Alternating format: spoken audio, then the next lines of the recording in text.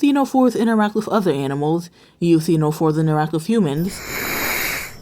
But how do Ophaurs interact with Ophaurs? Today, you'll find out. Communication. Ophaurs mainly communicate using body language or vocalizations. Let's start with body language, particularly facial expressions. Upright ears convey positive or neutral emotions, while pinned ears convey negative emotions such as fear, pain, or anger. Interestingly, if an Ophaur's ears are pinned but their eyes are closed, that means they're relaxed. Larger pupils mean that the emotion is more intense.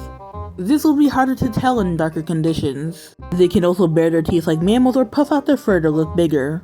An Ophaur will bow or roll over on its back to show submission or trust. Now, what does the Ophaur say? The eek noise is the most iconic Ophaur noise. Ophaurs make this noise to express happiness, excitement, surprise, or to greet others. The eek functions as a way to signal to other Ophaurs that they do not have ill intentions. If the other Ophaur doesn't eek back, the original eeker will become upset for this reason. This sound is basically just squeaking. All people make this sound to call for their mothers, but older Ophaurs will make this sound when they're extremely scared. This noise basically means follow me or come to me.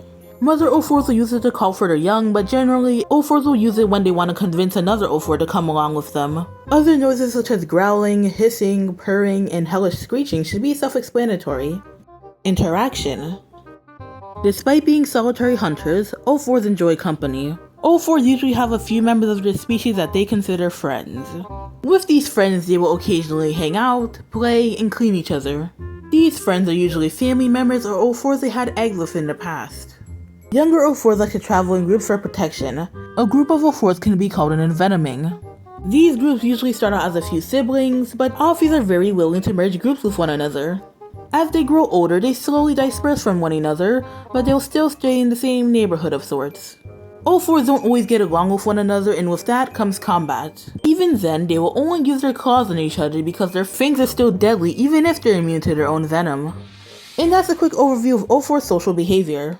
Now it is time to turn back the clock and see the origins of Ophaurs.